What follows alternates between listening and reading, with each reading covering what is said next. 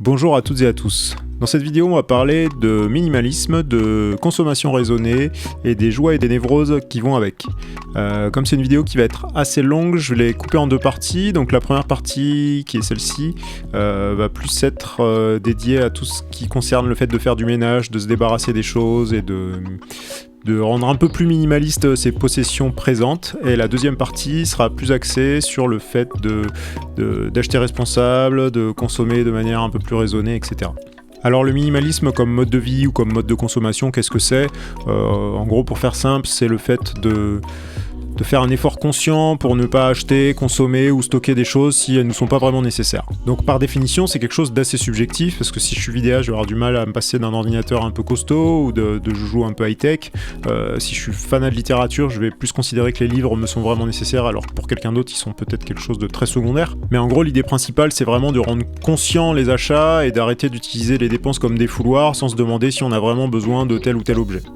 Si vous voulez creuser un peu le sujet, le documentaire Minimalisme de Matt D'Avella est dispo sur Netflix, c'est un super docu, et Matt D'Avella est d'ailleurs un super youtubeur que je suis avec beaucoup d'intérêt. Mais pour ma part, là, je vais aborder une vision un peu plus personnelle que celle qui est assez idéaliste, qui est visible dans ce documentaire. Je me considère pas vraiment comme une vitrine du minimalisme. Mon appartement, c'est pas l'appartement cliché qu'on imagine, le truc super épuré de quelqu'un qui se dit minimaliste. Il y a quand même pas mal de choses, c'est assez bordélique, même si dans le temps, je me suis déjà beaucoup amélioré vis-à-vis de ça. Pourtant, ça fait déjà pas mal d'années que j'ai changé mon mode de consommation et que je réfléchis beaucoup à ce que j'achète, que j'essaie de vendre tout ce qui m'est inutile, que je stockais chez moi, etc. En fait, quand j'ai commencé à faire ça, je savais pas ce qu'était le minimalisme à proprement parler, ou du moins j'ai pas cherché à faire un choix conscient de l'appliquer. Il y a maintenant pas mal d'années, peut-être un peu moins de 10 ans, j'ai eu une opportunité pour aller vivre en Californie quasiment du jour au lendemain. En gros, si ça se faisait, j'avais un mois pour déménager à l'autre bout du monde, et donc pour trier toutes mes affaires, décider ce que j'allais emmener, le minimum que j'allais devoir emmener là-bas, et est-ce que je faisais du reste, est-ce que je le mettais au rebut, est-ce que j'allais donner des choses, les vendre, etc. Alors il se trouve que pour des raisons purement conjoncturelles, ça s'est pas fait, mais du coup ça a déclenché une espèce de peur panique en moi sur cet aspect logistique de un mois pour trier toutes ces choses et pour surtout gérer des tas de choses dont je me suis rendu compte que j'en avais pas vraiment besoin. Et ce qui m'angoissait, c'était pas de me débarrasser de ces choses, ça a été plutôt de prendre conscience que la majorité de ces choses, j'en avais pas besoin, qu'elles m'encombraient et qu'elles pouvaient servir à quelqu'un ou qu'elles avaient une valeur et que je pouvais potentiellement les revendre, mais qu'en attendant elles étaient juste stockées chez moi pour rien. Et surtout que m'en débarrasser sans faire du gâchis, c'est-à-dire sans jeter des choses qui sont fonctionnelles, en m'assurant que chaque chose ait la meilleure réutilisation possible, ça me prendrait sûrement des mois ou des années si j'étais pas en mode je mets tout sur le trottoir ou que je vais juste à la déchetterie.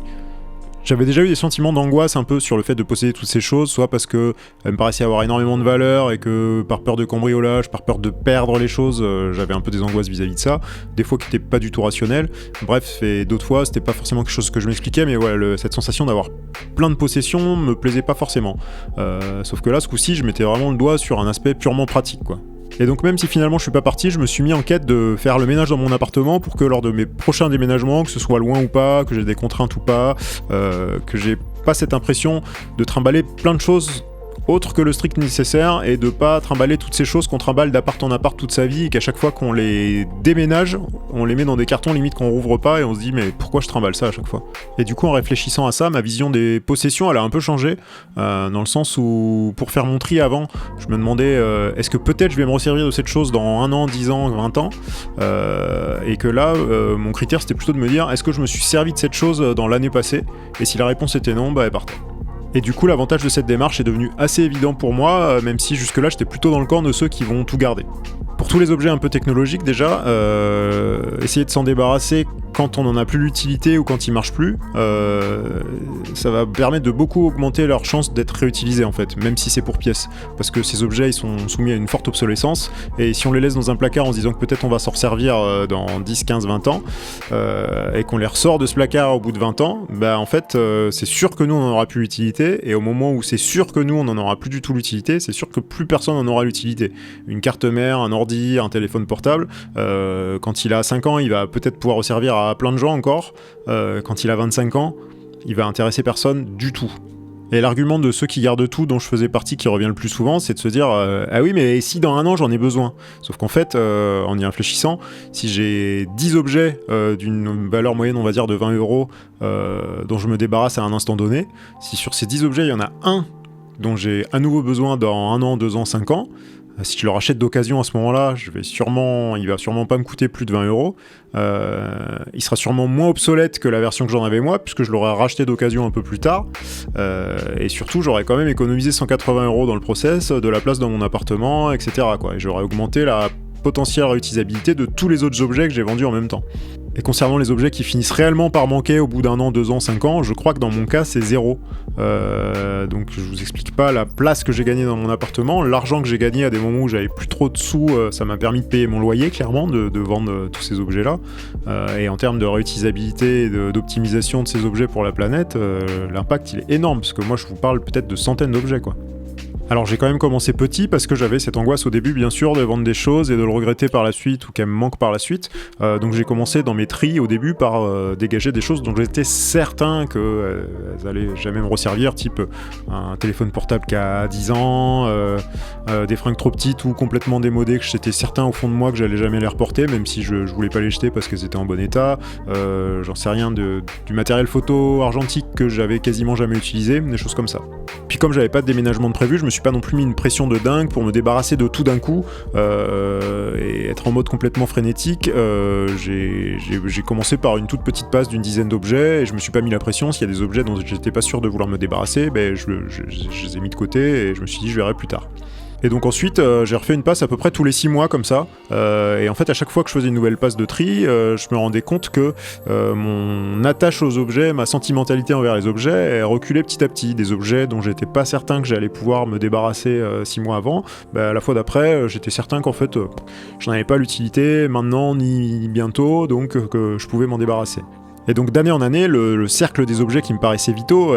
vraiment réduit au fur et à mesure que je me débarrassais de choses, et moi je me suis senti de plus en plus léger vis-à-vis de ça, quoi. Et je suis pas en train de vous dire que j'ai pas de fourchette ou de couteau chez moi, hein. Je vous parle vraiment de choses qui servent pas très souvent, mais que je gardais avant. Par exemple, j'en sais rien, un service en cristal que j'allais sortir une fois tous les 4 ans quand il y a mes parents qui venaient à l'appartement, une carafe à décanter, des choses comme ça. Et c'est des choses dont vraiment avant je me servais une fois tous les X mois, voire tous les X années. Et maintenant, d'une part, ça me manque jamais. Je me dis jamais, j'en ai pas, il faut absolument que j'en ai si je dois recevoir quelqu'un. Et d'autre part, il y a plein aussi de ces objets qu'on peut se faire prêter, en fait. Et je suis passé petit à petit aussi de vouloir tout posséder, c'est-à-dire quand je faisais du bricolage, il fallait que j'ai tous les outils en ma possession, à me dire, en fait, ces outils, si je m'en sers qu'une fois tous les 3 ans, c'est débile. Autant que je me les fasse prêter, j'ai pas besoin de les posséder, quoi. Et j'ai tellement débarrassé mon appartement, dans lequel j'ai pas de cave, donc c'est assez important là, de gérer l'espace dans l'appartement, que j'ai fini par vendre des meubles parce qu'ils étaient vides. Alors pas des dizaines de meubles, hein, mais j'ai vendu 2 meubles parce que en fait à force de me débarrasser de choses, j'avais vidé ces meubles et du coup je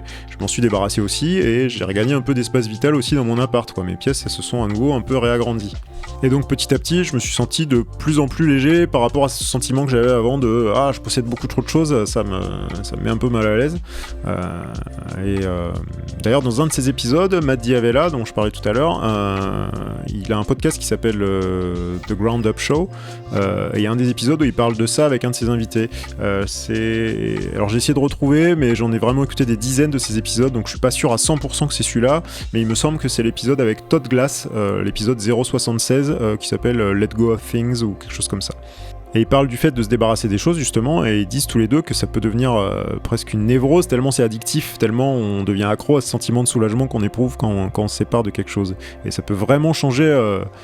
notre rapport à nos possessions, quoi. Par exemple les livres, parce que je lis pas mal de livres, maintenant dès que je finis un livre, je me dis est-ce que je l'ai aimé ? Si la réponse est non, déjà je m'en débarrasse, et si je l'ai aimé, je me dis est-ce que je suis certain que je vais le relire, ou est-ce qu'il y a quelqu'un à qui je voudrais le faire lire tout de suite, et si la réponse est non, je m'en débarrasse, donc en boîte à lire ou en don, enfin bref.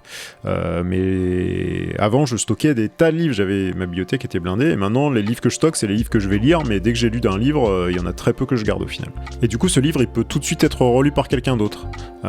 J'ai vraiment grandi dans une famille où le gâchiste est mal, c'est un peu cliché de dire ça, mais vraiment c'est un peu dans mon ADN, quoi, de pas gâcher. Et je suis convaincu que si on se demandait tout le temps est-ce que quelque chose que j'ai en ma possession et dont je fais rien peut être utile à quelqu'un d'autre tout de suite, plutôt que de se demander est-ce que je vais m'en resservir dans 1 an, 10 ans, 20 ans, je pense qu'il y aurait beaucoup moins de choses dans les décharges en fait, et qu'il y a beaucoup plus de choses qui trouveraient un repreneur et qu'on optimiserait beaucoup mieux nos ressources, quoi. Alors pour rentrer dans un aspect un peu plus pratique de ma méthode pour me débarrasser des choses, elle est la suivante. Alors tous les objets qui ont une valeur monétaire, même minime, même de 1 ou 2 euros, et qui sont que j'estime être revendables, je les mets sur le bon coin en fait. Et je pense que en 300 ou 400 annonces sur toutes ces années, je suis devenu un peu expert pour esquiver les arnaques et les gens complètement perchés, et me concentrer sur les transactions qui ont des chances d'être fructueuses. Parce qu'au début j'ai perdu vraiment beaucoup de temps avec ça, mais maintenant ça va. Ensuite, les objets qui ont traîné trop longtemps sur le bon coin sans partir, ou les objets qui ont pas de valeur monétaire mais qui peuvent être utiles, ils finissent en général chez Emmaüs ou Assimilé. Et ensuite, pour tout ce qui est du rebut, du déchet, ou voilà, les choses dont il n'y a pas grand chose à refaire dans l'immédiat, j'ai toujours cherché le meilleur moyen de les revaloriser, que ce soit dans des ressourceries type la glanerie à Toulouse ou dans les décharges mais avec les bons biais pour s'en débarrasser, les textiles chez Le Relais, les choses comme ça. Je cherche toujours le meilleur biais, on va dire, pour revaloriser, parce qu'il y a un bon moment, j'avais visité, je sais pas si ça vous est déjà arrivé, mais j'avais visité une décharge à ciel ouvert et ça m'a un peu traumatisé en fait, le fait d'avoir mélangé à la terre, donc quelque chose de très organique, de voir des strates entières de fringues, de plastique, d'électroménager, de choses entassées, etc. à ciel ouvert, avec l'odeur qui va avec et les mouettes qui tournent autour et tout. En fait, à chaque fois que j'ai quelque chose acheté, je pense à ce moment qui m'a beaucoup marqué et je me dis si je peux ne pas contribuer à ça, ou contribuer à ça le moins possible, j'aimerais vraiment le faire quoi. Donc j'ai vraiment à cœur de trouver la meilleure manière de pas trop jeter de choses. Et je crois que la dernière fois que je suis allé là à la sortie du confinement, où je suis allé à la déchetterie pour jeter tout ce que j'avais en rebut après avoir retrié tout mon appartement, mais je leur ai amené un truc qui tenait dans une boîte de 40 par 30 cm quoi. Il y avait une dizaine de petits trucs vraiment anecdotiques, donc vraiment là je voyais vraiment pas quoi faire quoi. Mais j'essaie vraiment de revaloriser ça au minimum, même si je sais que par expérience que les filières de revalorisation elles valent ce qu'elles valent et qu'il n'y a pas non plus de trucs miracles. J'ai envie au moins de donner la chance à ces filières là, plutôt que de me dire allez, par facilité je balance tout et ça finira à la décharge du coin et c'est pas mon problème. Donc voilà, j'ai commencé à faire ce type de tri il y a peut-être 5 ou 6 ans et j'ai toujours des annonces en ligne. Là, j'ai encore des annonces en ligne, une vingtaine d'annonces. J'ai fait un dernier tri pendant le confinement. J'ai toujours des trucs dont je peux toujours réduire cette masse sans chercher trop loin. Il y a toujours des choses à me débarrasser. En même temps, j'aime bien l'étaler dans le temps parce que j'ai pas envie de m'astreindre à me dire que tout de suite maintenant faut tout faire, et en même temps c'est jamais fini en fait. Il y a quelque chose qui peut me paraître encore utile maintenant, peut-être que dans 6 mois ce sera pas le cas, donc je trouve ça bien que ce soit quelque chose de vraiment cyclique. Alors tout ça demande pas mal de temps et surtout beaucoup d'énergie quoi, repenser tout le temps à son rapport à toutes ses possessions et essayer d'optimiser pour pas faire de gâchis, et puis forcément des fois on en fait quand même et ça c'est frustrant, alors qu'avant j'avais pas ces déceptions là dans ma vie on va dire. Je me suis rajouté des couches de problèmes et de frustrations que j'avais pas avant. Mais je crois que peut-être avec aussi la manière d'acheter les choses, dont je parlerai plus dans la deuxième vidéo, c'est peut-être ce que je fais qui a le plus de sens pour essayer de pas trop empirer la situation finalement. Je suis pas un grand activiste, je suis pas le prochain prix Nobel de physique, je vais pas monter une boîte pour nettoyer les océans, mais je me dis que si sur des années j'optimise la vie des objets qui me passent entre les mains, que j'achète le moins de choses possible aux entreprises les plus vertueuses possibles, parce que c'est pas toujours évident, mais c'est toujours possible de faire mieux, je pense que j'aurais déjà fait un petit quelque chose. Je pense vraiment qu'on a une responsabilité individuelle de ce qu'on fait en fait de notre argent et des choses qu'on achète, quand on achète le labeur de quelqu'un, quand on achète des ressources de la planète, on a une responsabilité dessus en fait, et que c'est trop facile d'acheter sans se poser aucune question et de